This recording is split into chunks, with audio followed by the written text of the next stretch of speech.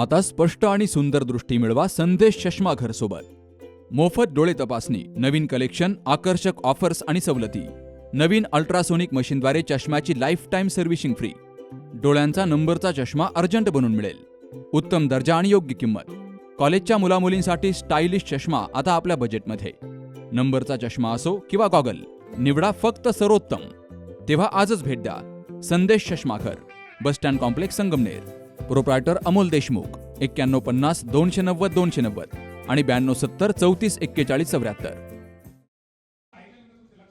कृत्रिम पनीरच्या विक्रीविरोधात विधानसभेत आवाज उठवून अन्न आणि औषध प्रशासनाच्या कारवाईला चालना देणारे श्रीगोंद्याचे आमदार विक्रम पाचपुते यांचा दूध प्रक्रिया सेवा असोसिएशन महाराष्ट्र राज्याच्या वतीनं सन्मान केला गेला. संघटनेची 3री वार्षिक सर्वसाधारण सभा नुकतीच अहिल्यानगर या ठिकाणी पार पडली. त्यावेळी हा सत्कार केला गेला. आमदार पाचपुते यांनी सभागृहात बनावट पनीरच्या प्रश्नाकडे सरकारचं लक्ष वेधल्यानंतर FDA कडून अशा प्रकारच्या पनीर उत्पादकांवर कठोर कारवाई सुरू झाली. त्यामुळे बाजारातील बनावट पनीरचं प्रमाण कमी होऊन शेतकऱ्यांच्या दुधाला चांगला भाव मिळण्यास मदत झाल्याचं दूध प्रक्रिया व्यावसायिकांनी सांगितलंय. दुधापासून तयार होणारा मावाच बाजारात विकला गेला पाहिजे. यात भेसळ किंवा बनावटपणा करणाऱ्यांवरही FDAने लक्ष केंद्रित करून त्यांच्यावर कठोर कारवाई करावी, अशी मागणी आमदार पाचपुते यांनी केली आहे. करण्यामागचं मूळ कारण म्हणजे आपण मार्च 2025ला जे ॲनालॉग चीज आणि पनीर याच्या वापरासंदर्भातली जी मांडणी केली होती सभागृहामध्ये, त्याच्यानंतर जो काही दूध उत्पादकांवरती आणि संपूर्ण ग्राहकांवरती जो परिणाम झाला हा अतिशय महत्त्वाचा होता. मला चांगलं आठवतंय, मार्च 2025च्या आधी दुधाचे बाजारभाव हे 32-33 होते आणि आजचे दुधाचे बाजारभाव हे जवळजवळ 40 पर्यंत आलेले आहेत. त्यामुळे हे कसे वाढतील या दृष्टिकोनातून प्रयत्न झाला पाहिजे, म्हणजे हा व्यवसायच टिकेल आणि त्याचबरोबर ग्राहकांना जे काही ते उत्पादन खातात हे दर्जेदार मिळालं पाहिजे. दुर्दैवाने जी काही भेसळ होती, ही भेसळ जर रोखायची असेल तर एक संघटना कुठेतरी पुढे येणं गरजेचं होतं आणि आता ही संघटना आलेली आहे.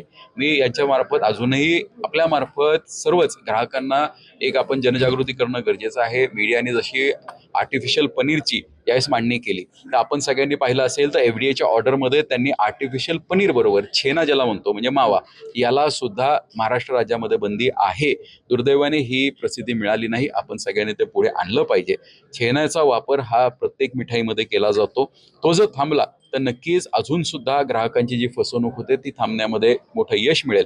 कारण ह्या ऑर्डरमध्ये स्पेसिफिकली हे नमूद करण्यात आलेलं आहे की chhena made from non dairy product, म्हणजे जे डेअरी व्यतिरिक्त प्रोडक्टपासून बनवला जाणारा छेना किंवा मावा याला संपूर्णरित्या महाराष्ट्रामध्ये आताच अलीकडच्या काळामध्ये गुजरातमध्ये, मध्य प्रदेशमध्ये, छत्तीसगडमध्ये सुद्धा पूर्णतः बंदी आहे आणि वेगवेगळे राज्य हे बंदी आणत आहेत.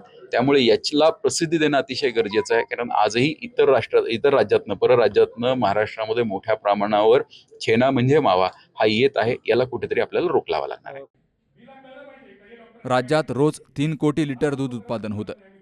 जवळपास 35 लाख शेतकरी, 1,10,000 प्राथमिक दूध संस्था आणि सुमारे 15,000 चिलिंग प्लांट या क्षेत्राशी संबंधित आहेत. मात्र बनावट पनीर प्रकरणी केवळ 23 जणांवर FDA कडून कारवाई झाली आहे. या 23 कारवायांचा सोशल मीडियावर मोठ्या प्रमाणात प्रचार झाल्यामुळे महाराष्ट्रातील संपूर्ण दूध व्यवसाय संशयाच्या भोवऱ्यात आल्याची भावना दूध प्रक्रिया व्यावसायिकांनी व्यक्त केली आहे. महाराष्ट्रातील दूधच भेसळयुक्त असल्याचा चुकीचा संदेश पसरतोय. त्यामुळे परदेशातील काही कंपन्यांकडून महाराष्ट्रातील दूध खरेदी करण्याबाबत नकारात्मक भूमिका घेतली जाते, असा दावाही व्यावसायिकांनी केलाय. गैरप्रकार करणाऱ्यांवर कारवाई झालीच पाहिजे. मात्र त्याचा फटका प्रामाणिकपणे व्यवसाय करणाऱ्या दूध उत्पादक आणि प्रक्रिया व्यावसायिकांना बसू नये, अशी अपेक्षाही त्यांनी व्यक्त केली आहे.